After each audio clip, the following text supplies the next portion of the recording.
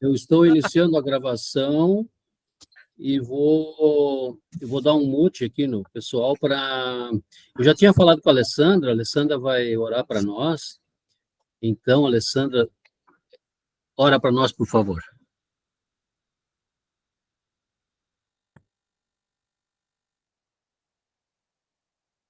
Tem que ligar o microfone. Está tudo sem microfone? Vamos lá.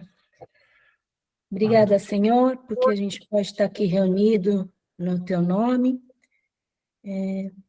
diante daquele que é poderoso para fazer infinitamente mais, além daquilo que pedimos ou pensamos.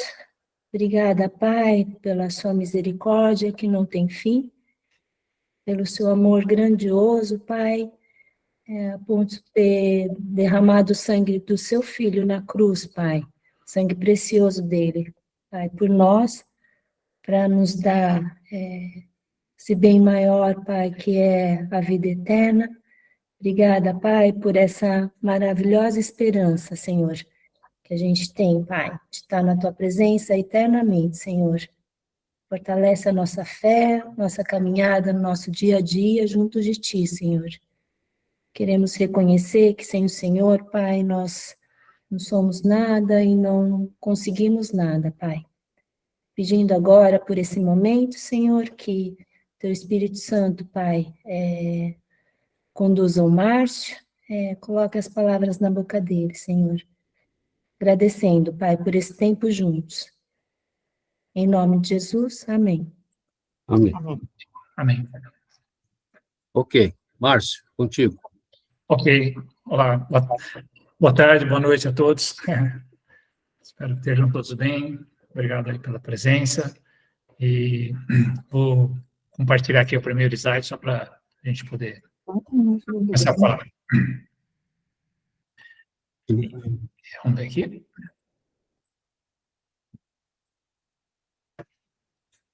Tudo ok? Já? Sim? Ok. Ok. Tá bem. Isso foi para frente. Então, eu só queria introduzir um pouquinho, eu acabei mudando o título do estudo, porque, afinal, lá atrás, eu acho que quando eu fiz ainda faltava algum tempo e tal, depois, em oração, tentando entender um pouco melhor para onde ir, acabei que vim por aqui, e, na realidade, inicialmente, havia sido pedido para eu fazer um resumo daquele estudo de Apocalipse que nós fizemos durante a pandemia. Aí eu fiz, mas achei que talvez aquilo fosse uma coisa um pouco repetitiva e não me senti muito em paz com aquilo e continuei orando e tal, e, bom, acabou vindo essa ideia e espero que esteja aí alinhado com Deus, com aquilo que ele desejava para esse momento, tá bem? E, bom, o título que eu coloquei está baseado nesse versículo de 1 Crônicas 12:32, que é o momento quando Davi vai ser coroado rei, não? E eu acabei redefinindo um pouco o estudo, e o título que eu dei para esse estudo seria esse, nossa busca de conhecer e entender os tempos. Ele está baseado nesse versículo de 1 Crônicas 12:32, quando Davi é coroado rei, e todas as tribos vêm, e o autor faz esse comentário, que os filhos de Issacar eram conhecedores do tempo para saberem o que Israel deveria fazer. Márcio, desculpa te atrapalhar. Oi. Aparecendo várias telas, tem que pôr naquela única lá. Pois. Apresentação de slides, acho que tem que pôr naquela... Mas é que para mim está isso, eu não sei o que está acontecendo. Tá. Bom, pode ser que os demais estejam ok, desculpa. Não. Está aparecendo todas as telas. Não aparece? Aqui também, todas as telas. Agora foi. Agora foi. Agora foi, isso. Estava nesse, pois, para mim parecia isso, desculpa, eu não sei o que acontece. Bom, ok, então tá. Então, ou seja, está baseado nesse versículo, não? Filhos de Issacar, conhecedores dos tempos, para saberem o que Israel deveria fazer. Então, assim, o que eu gostaria de fazer, é tentar analisar um pouco de alguns aspectos, alguns sinais, talvez, que temos com relação a esse assunto de Apocalipse, tá bem?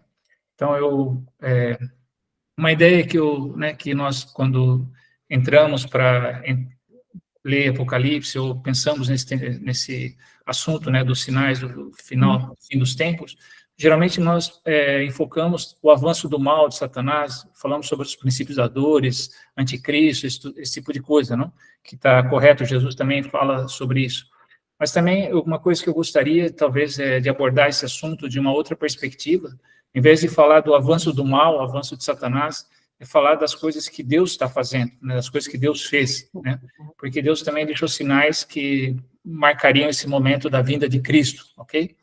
Mais precisamente com relação ao trabalho do Espírito Santo, que é o que nós vivemos no momento atual da igreja cristã, desde que Jesus foi assunto ao céu e chegou o Espírito Santo, nós estamos nesse momento da expansão do Evangelho, e o que marca a volta de Cristo um dia vai ser quando terminar esse trabalho do Espírito Santo, e quando, né, chegar a plenitude dos gentios. Então, eu gostaria de entrar nesse assunto de Apocalipse, não através desse, né, do viés das coisas, né, do mal que estão crescendo cada vez mais, mas sim através do que o Espírito Santo está fazendo, ok? E então, assim, basicamente o estudo eu vou dividi-lo em 3 partes. A primeira parte vai tentar entender, assim, mais ou menos, onde pode ser que nós estejamos hoje, não? Em termos bíblicos, olhando para a Bíblia, onde nós estaríamos. A segunda parte seria, mais ou menos, tentar entender alguns sinais que atualmente a gente pode ver dentro da igreja cristã. E o terceiro momento, a terceira parte seria tentar buscar algum paralelo na história da igreja cristã em relação ao que parece que está se avizinhando, tá bem? Se há esse paralelo, o que podemos aprender dele. Então, assim, seria mais ou menos 3 movimentos do estudo que eu pretendo compartilhar com vocês, ok? Então, com a primeira parte, onde pode ser que estejamos, não, eu pensei em usar um trecho que é de Apocalipse 20, quando falado do milênio, ok? No estudo de Apocalipse, depois, né, se ficar um pouco confuso, lá eu não vou entrar no assunto do pré-milenismo, pós-milenismo ou amilenismo, né? Eu vou entrar aqui, claro, aqui eu tenho uma perspectiva que vocês vão ver que ela é do amilenismo, não no sentido de que não existe um milênio, mas que o milênio marca um período de tempo comprido, tá? Não mais longo de toda a história digamos assim, da igreja cristã. Então, aqui é um trecho de Apocalipse 20, não? Quando ele fala que vi descer do céu um anjo com a chave do abismo e uma grande corrente na mão. Fala que ele prendeu o dragão, a antiga serpente que é diabo e Satanás, e o amarrou por 1000 anos. Lançou-o no abismo, onde o fechou e pôs um selo sobre ele, para que não enganasse mais as nações, até que os 1000 anos se completassem. Depois disso, é necessário que ele seja solto por um pouco de tempo, ok? Então, essa ideia, né, basicamente, é uma ideia também que podemos ver ali em Apocalipse 12, quando estávamos naquele momento, eu até naquele momento nomeei esse momento como uma batalha cósmica, né? E é o momento quando Satanás é vencido, não, por Jesus.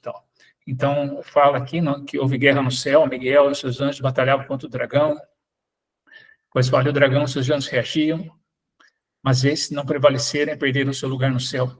Foi expulso o grande dragão, a antiga serpente, chamado Diabo e Satanás, que engana todo mundo. E seus anjos foram lançados à terra, e quando o dragão se viu lançado à terra, perseguiu a mulher que dera à luz um menino. Aí depois, as duas asas da grande águia foram dadas à mulher para que voasse para o seu lugar, o deserto, onde é sustentada por tempos e metade do tempo, fora da vista da serpente. Esse trecho no versículo 6, ele vai dizer que 1260 dias. É importante termos esse dado, porque vem a seguir. Então, de sua boca a serpente lançou atrás da mulher água como um rio, para que ela fosse arrastada pela serpente. Mas a terra socorreu a mulher, abrindo a boca e engolindo o rio que o dragão lançara da boca. O dragão se enfureceu contra a mulher e saiu para atacar os demais filhos dela, os que guardam os mandamentos de Deus e mantêm o testemunho de Jesus, que seria a sua igreja. Ok? Então, esse momento, digamos assim, ele é basicamente o que nós podemos ver nessa estrutura que eu fiz naquela altura, que mostra aqui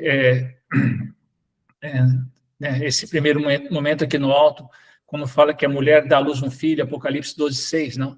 Que a libertação do povo de Deus, do Egito, a libertação nossa da escravidão do pecado, Depois temos o lado direito aqui no canto, fala que já é o momento quando nós já estamos diante de Deus, né, chegada do povo de Deus à Terra Prometida, a Nova Jerusalém. Então, ou seja, quando eles saem do Egito e chegam na Terra Prometida, eles passam por 42 jornadas, né? Esses 42 jornadas é equivalente a 42 meses se dividimos 1260 por 30, ok? Então, assim, isso aqui é uma analogia que faz, né, do Velho Testamento, né, uma referência do Novo Testamento, tá bem? E esse tempo que nós estamos vivendo, que é o tempo entre a primeira vinda de Cristo e a segunda vinda de Cristo, né, é o tempo do Espírito Santo. Né? Então, aqui eu pus aqui o marco temporal do trabalho do Espírito Santo, fala que o Evangelho será pregado em todo o mundo, então virá o fim. Endurecerei em parte Israel até que chegasse a plenitude dos gentios. Ou seja, esse é o momento que nós vivemos, que eu digo que do milênio. O milênio é o maior marco temporal que há no livro de Apocalipse. Há outros, né, mas nenhum deles chega igual a esse. E assim como fala que acorrentou a Satanás, né, e o colocou num poço e tal, prendeu ali, é uma coisa figurada, não? Então, realmente, penso, né, nós, não só eu, mas outras pessoas também, hoje a maior parte da igreja tem essa compreensão de que esse período de tempo representa o tempo entre a primeira vinda de Cristo e a segunda vinda de Cristo, ok? E aqui, mais à frente, do versículo ainda continuando lá que nós estávamos lendo no início do 20, fala, então vi alguns tronos e foi dado o poder de julgar aos que neles se assentaram, e vi as almas que foram degolados por causa do testemunho de Jesus e da palavra de Deus, os que não adoram a besta, nem a sua imagem, e não receberam o sinal da testa, nem das mãos. Eles reviveram e reinaram com Cristo durante 1000 anos, mas os outros mortos não reviveram até que se completasse os 1000 anos. Essa é a primeira ressurreição. Bem-aventurado e santo é o que participa na primeira ressurreição. A segunda morte não tem poder sobre eles, mas serão sacerdotes de Deus e de Cristo e reinarão com ele durante 1000 anos. Não? Ou seja, esse período de 1000 anos é um ano onde prevalece a autoridade de Cristo. Não? Como a gente viu lá atrás, ele até que vai chegar um momento quando o Satanás vai ser liberto outra vez, porque por algum tempo. Não? E, então, esse é o momento que nós estamos, ok? Tá bem? E só, né, passando para frente, ou talvez melhor, só assim, dar terminar aqui, falta uma película aqui que eu achei que tivesse aqui, mas não está. Mas a ideia é que nós, quando eu falei lá atrás sobre onde estamos, é nesse momento aqui, não? E é um momento que vai chegar um momento onde essa autoridade de Cristo vai deixar de existir, no sentido porque Satanás vai ser solto por algum tempo, tá bem? Então, essa vai ser a ideia aqui. Deixa eu ver aqui. Ele fala aqui que... Ele traz, desculpa, aqui, ó. Depois disso, é necessário que ele seja solto por algum tempo. Ou seja, vai passar esse tempo dos 1000 anos e no final dele, Satanás vai ser solto para a batalha final, ok? Então, tá. Então, essa é um pouco a ideia de onde estamos. Guardem essa aqui, nós já vamos fazer outro esquema que vai ajudar a perceber melhor isso, ok? E sobre o segundo pensamento que eu falei, não? O que a atualidade pode estar sinalizando, também? Então, atualmente, olhando aqui, né, conversando com pessoas e participando de algumas reuniões também fora e ouvindo o que está acontecendo, mesmo dentro da nossa turma, dos navegadores, não? Eu percebo que há 2 movimentos atuais dentro da igreja cristã que eu acho que são, digamos assim, algo que sinaliza que Deus esteja preparando a sua igreja para alguma coisa, para algum evento no futuro, porque são 2 coisas bastante não comum, também é uma coisa bastante inerte que vai crescendo a cada dia. Claro, talvez aí no Brasil vocês podem dizer, puxa, eu não visualizo isso, pode ser, não sei, de repente sim, pode ser que não, mas isso é uma coisa que eu tenho participado de algumas reuniões e tenho visto, e semana que vem, eu acho que se eu pudesse ter falado isso daqui 2 semanas, seria muito interessante, porque tem uma reunião em Londres que vai ter gente do mundo todo, e eu acho que isso vai ficar mais claro também para mim. Mas a ideia seria assim, o primeiro movimento que eu percebo que está acontecendo, que eu disse que é uma coisa inédita, que tentando entender o sinal dos tempos, e que não baseado no avanço do mal, né, como eu falei, mas baseado no avanço do bem, né, do Espírito Santo. essa é a primeira ideia, que é a busca de diminuir a distância entre as diferentes denominações, sobretudo entre católico e protestante. É uma coisa que me chama muita atenção, de ver como mais e mais pessoas estão buscando, sabe, deixar de lado aquilo que os separa, aquilo que os diferencia, e buscar um denominador comum para poder estar juntos, né? Isso, para mim, é uma coisa bastante inédita, né? E, claro, sempre houve algumas aproximações, mas não como, digamos assim, como grosso, e como ver que é uma coisa que está se expandindo, e mais pessoas estão falando disso. Para mim, isso é um sinal muito interessante do que Deus está fazendo, ok? Outra coisa que eu também achei interessante, que eu percebo que mais e mais pessoas estão falando disso, é uma questão como o centro da gravidade das igrejas começa a ser dividido entre os edifícios e as casas, não? A gente sabe que a igreja tradicional estava muito mais focada dentro dos edifícios, as reuniões, não? E agora começa a perceber como cada vez mais e mais pessoas, cada vez mais e mais igrejas, mesmo a igreja católica, está buscando descentralizar, tá bem? Isso é uma coisa que, para mim, é bastante inédita, no sentido de uma criação de uma cultura da casa, né? Um ambiente doméstico começa a ganhar protagonismo, diria, né? Tanto, e não só como plataforma para evangelismo, ou seja, para trazer a pessoa para casa, para ajudar, para contribuir nesse processo de evangelismo, mas depois, ao invés de levar para a igreja, é de realmente continuar em casa. Então, ou seja, o ambiente doméstico começa a ser não só uma plataforma para o evangelismo, mas também uma espécie de um local como reunião, não? E de reunir-se, né? E aqui eu pus as duas palavras que são do Novo Testamento mais emblemáticas, não, para isso, que representa reunir-se, né, que é a eclesia, de onde vem a palavra igreja, e sinagoga, de onde vem também a palavra sinagoga, não? Então, para mim, esses dois movimentos atuais demonstram que alguma coisa está acontecendo, e eu vejo que isso é uma coisa tão grande, que só pode ser do Espírito Santo, tá bem? Então, seria, digamos, como eu falei aqui atrás, o que a atualidade pode estar sinalizando, ok? Então, os dois movimentos aqui, tá bem? Esse aqui da diminuição da distância entre as diferentes denominações, e outro essa não mudança ainda, mas, digamos assim, está compartilhando um pouco a ideia do edifício com as casas. As casas começam a ganhar um certo protagonismo, coisa que não existia no passado, tá bem? Então, é isso. Então, também guarda essa segunda informação, que também a gente vai usar mais à frente. E aí, uma outra história, uma outra ideia, não? Se há algum paralelo na história da igreja cristã em relação ao que se avizinha, entende? E também, se há, o que podemos aprender dele, tá bem? Aqui eu fiz um pequeno gráfico para tentar exemplificar um pouco essa ideia, tá bem? Quando eu pergunto aqui sobre se há alguma coisa na história, né, que pudesse ajudar-nos a perceber. Então, aqui, se vocês olharem, aqui nessa linha horizontal, seria uma linha do tempo, ok?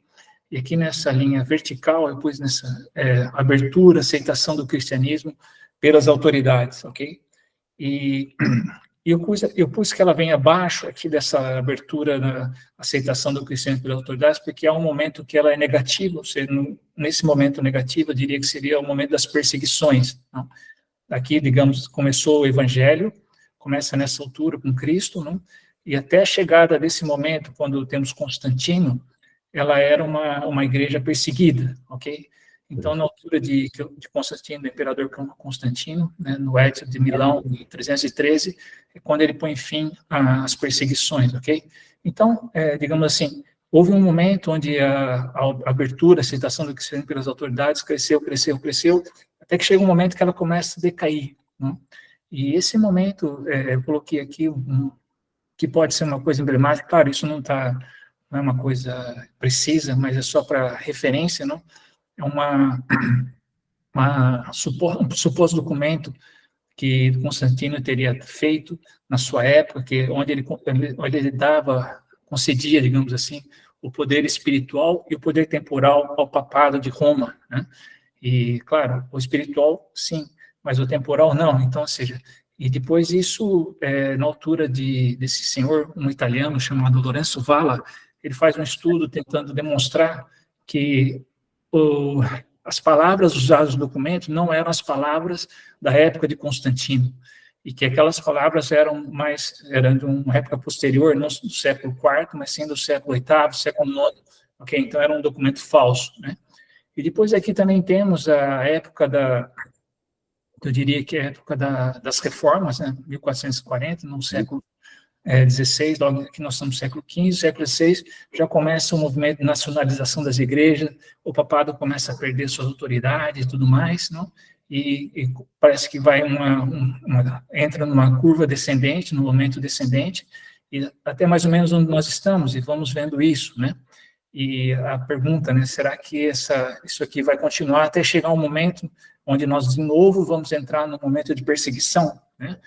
E, então, um pouco essa ideia de que eu estava dizendo lá atrás, que talvez esses dois movimentos atuais, não, de buscar diminuir a distância entre as diferentes denominações e procurar estar mais unidos, e também esse movimento para ir para as casas, criar um ambiente doméstico, pode ser uma preparação do Espírito Santo para esse momento que pode ser que, né, se materialize em algum tempo, não sabemos quando, ok?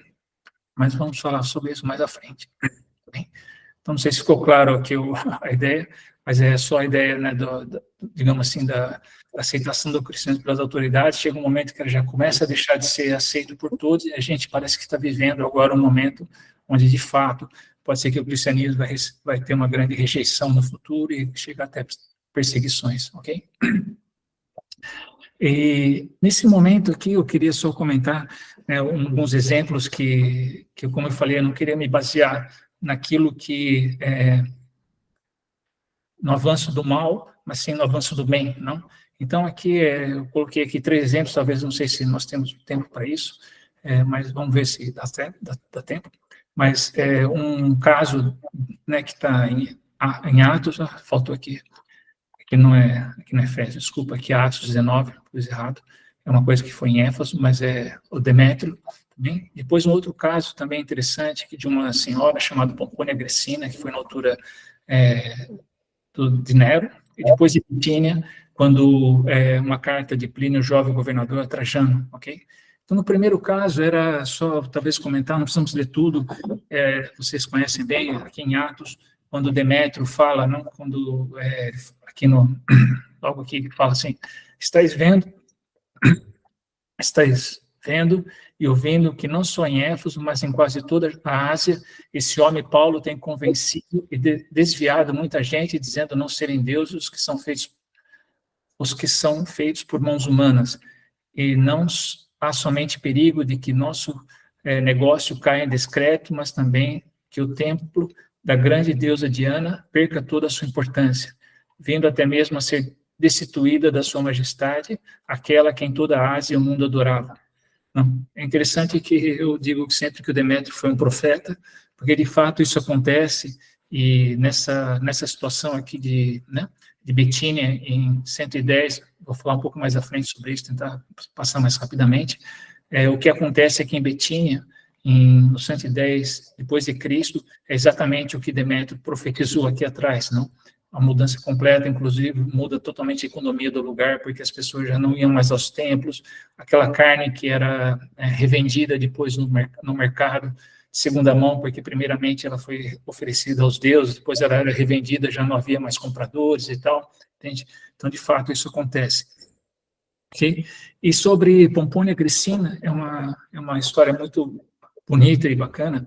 Essa senhora ela era esposa do general que conquistou as Ilhas Britânicas e foi o primeiro governador daquela província. E ela era membro da família Pompônia, uma das mais tradicionais famílias de Roma. Esse historiador chamado Tácito, não? Ele escreve sobre ela, Pompônia Grecina era uma dama de distinção, era esposa de Plaucio, que retornara da Britânia com uma ovação, foi acusada de aderir a uma superstição estrangeira. Isso, no caso, era como eles designavam o cristianismo na altura, porque não era uma superstição primeiro era uma superstição que eles eram até ateus, não? Mas não era uma coisa conhecida dentro do radar dos romanos.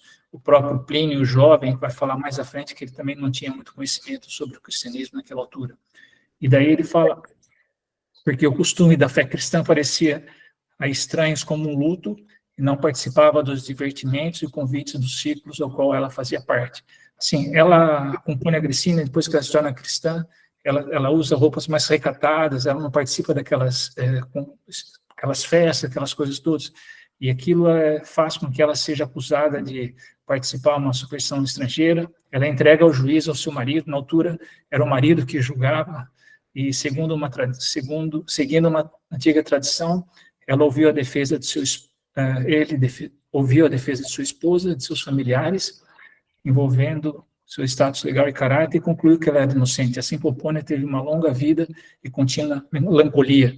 É que ela parecia que ela estava, digamos assim, em luto pelas roupas que ela usava, porque ela não participava das festas e tal. Mas essa era uma atitude, digamos assim, a forma como a praxe, né, dos cristãos naquela altura. A Pomponia também, ela é retratada no filme Quo Vadis. Ela é madrasta da Lígia, que é a personagem principal. Depois, mais à frente, vê-se que na catacumba de São Calixto, em Roma, indicam que há membros da família Pomponia Grecina teriam se tornado cristãos, né? E também é interessante, né, como Paulo fala, né, todos os santos lhe enviam saudações, especialmente os que estão no palácio de César. Então, assim, aqui mostrar um pouco também que a penetração do evangelho não foi só, né, na classe mais baixa, as pessoas mais humildes, tal, mas também dentro do próprio palácio, também. Isso é uma ideia que às vezes a gente pouco fala também. Ok?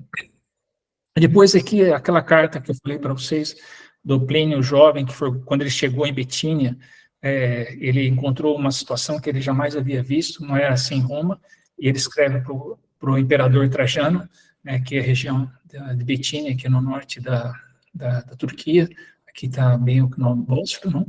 E depois aqui temos a carta, também acho que eu não vou lê-la toda, mas aqui ele comenta que ele nunca participou de nenhum processo contra os cristãos, que ele tinha sérias dúvidas, vai escrevendo para o governador também. Eu vou passar mais rápido aqui para não gastar muito tempo nisso.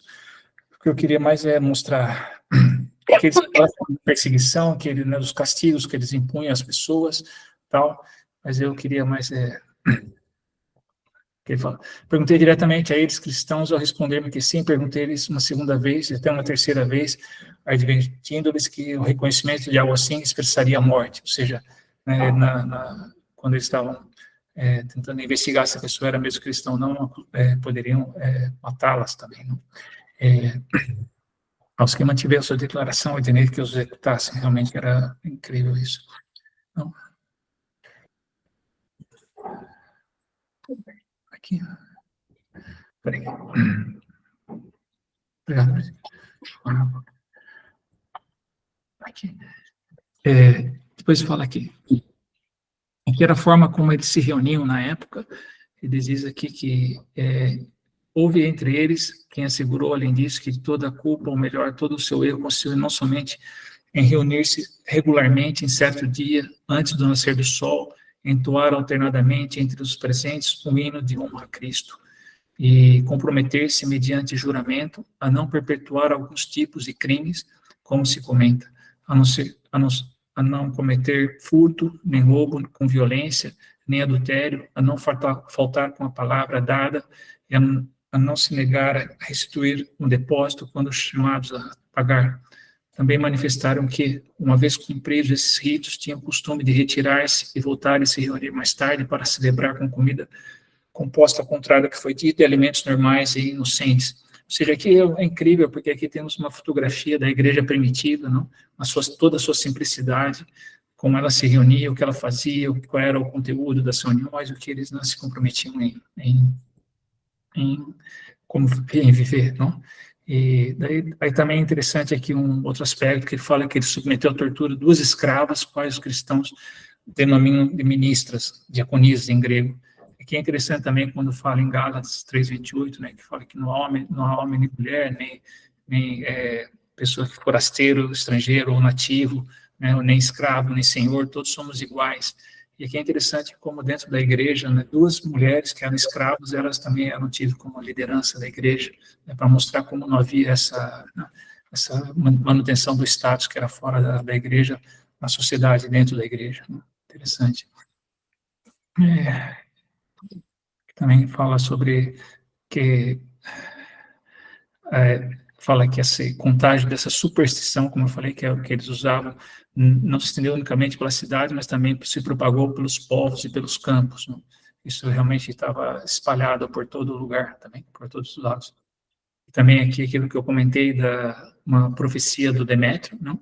É um fato comprovado que os templos que já se encontravam praticamente abandonados começaram a ser frequentados novamente, que as cerimônias sagradas interrompidas durante um longo tempo voltaram a ser celebradas, e que, por outra parte, se vende a carne das vítimas sacrificadas, para a qual até pouco tempo encontravam-se escassos compradores. Veja, incrível, a economia local, né, foi mudada pela expansão do cristianismo na cidade, né? E é uma coisa muito emblemática, por quê? Porque quando vemos ali em Atos que Paulo tinha o plano de ir para Bitínia, e o varão macedônio fala para ele passar, para ele ir para Macedônia, ele vai para Filipos, ele não vai para Bitínia, não? Mas veja como, né, Deus tem os propósitos, tal, mas não significa que Deus não tivesse igualmente preocupado com Bitínia, com outros lugares, que de alguma forma Deus chega lá, e não só ia, chegou e provocou toda essa mudança na sociedade de Bitínia também.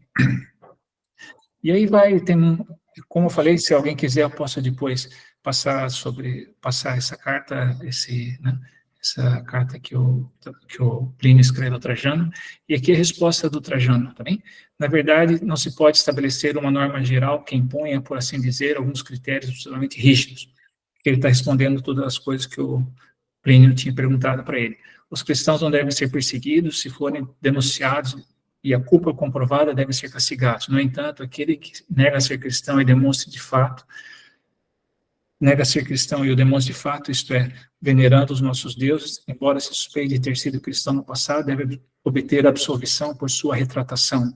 Essa é uma coisa importantíssima que o Trajano vai impor para o Plínio, mas uma coisa mais importante que os cristãos celebraram muito naquela altura, e que foi muito importante mesmo, é quando ele fala que as denúncias anônimas não podiam ser mais perseguidas pelo órgão público, né?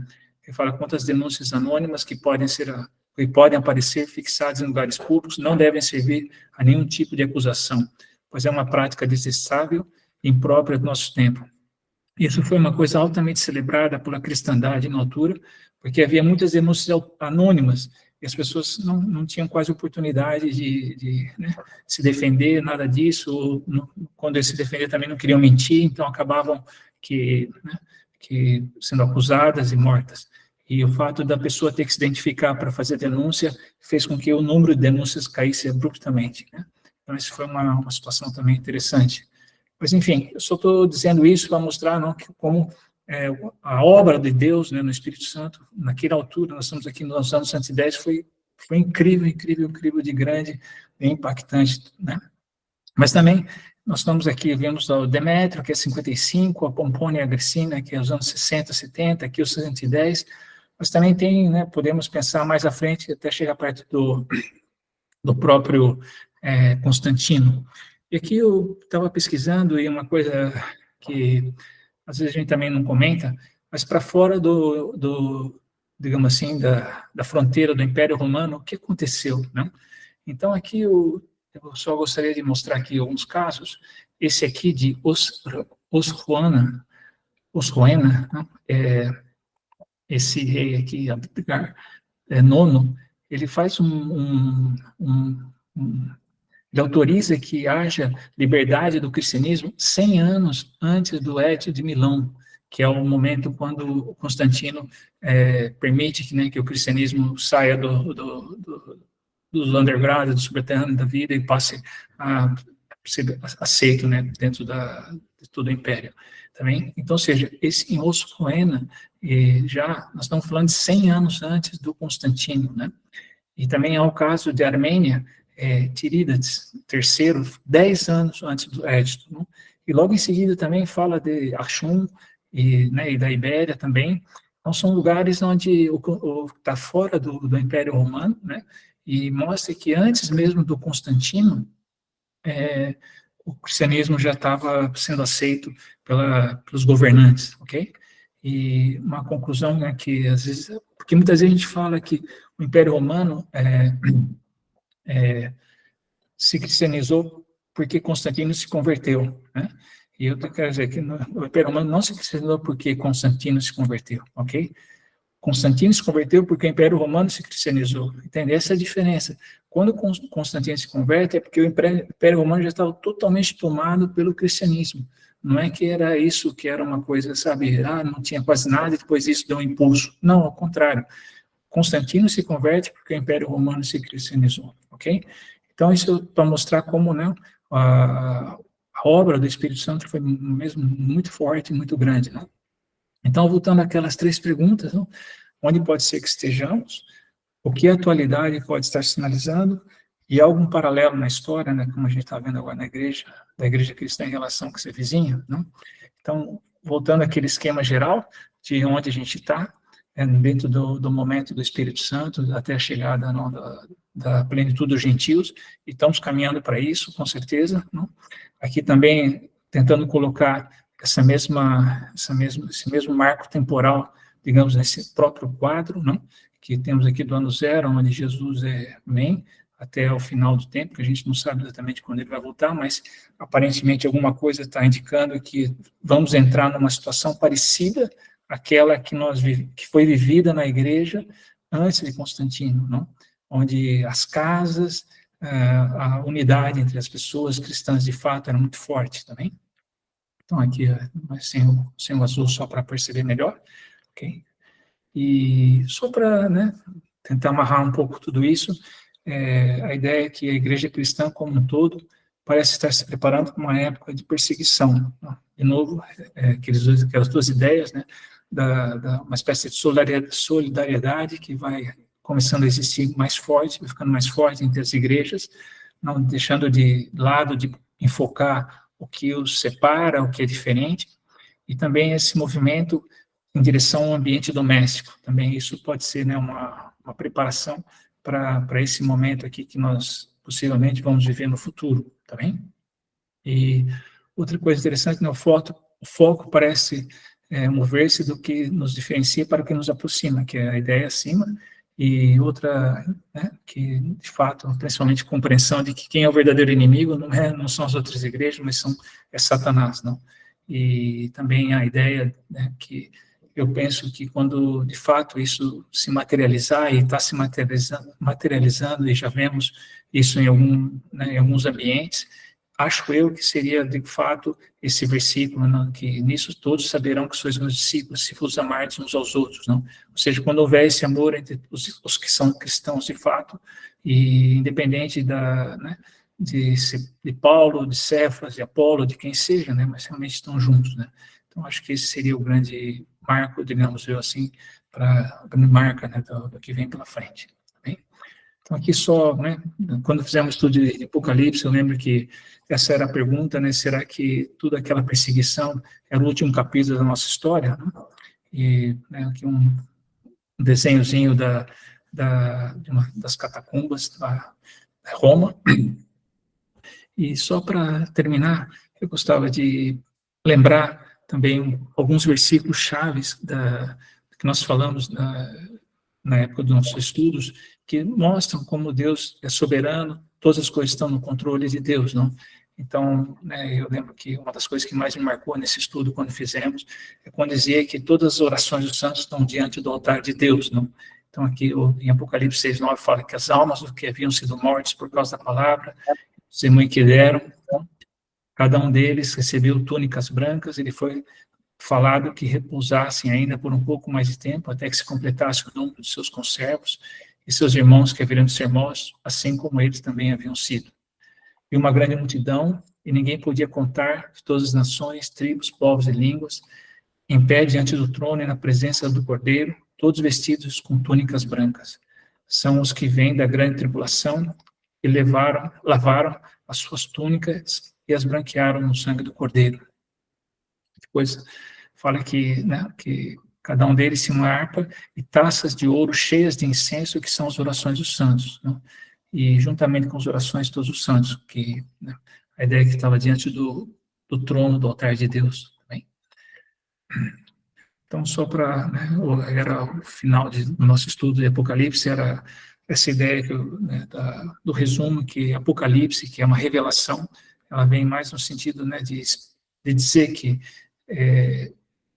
tudo aquilo que aqueles cristãos estavam vivendo na altura que João escreveu Apocalipse, né, no final dos anos 70 para 80, estava na ilha de Patmos, não era o último capítulo daquela história, né, todas aquelas mortes, toda aquela perseguição, não era o final. Os cristãos não tinham embarcado numa canoa furada, né? Ao contrário, Deus tinha um propósito muito maior para eles. Né? Então, realmente, essa era a ideia de que eles iam... o livro de Apocalipse mostrava o que era o futuro que Deus tinha reservado para eles. Não por isso que o livro Apocalipse, que quer dizer revelação, no sentido não é para trazer esperança aos cristãos.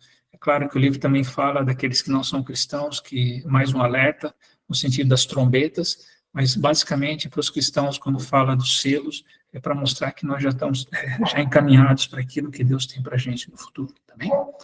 Mas era isso que eu tinha. Obrigado, Márcio. Muito bom, muito legal. Por favor, mande a carta de Plínio. Pode mandar para mim aí que eu coloco no sistema aí. Ok. E agora eu abro para perguntas, lembrando sempre que sejam objetivos na pergunta, digam o nome e de onde estão falando.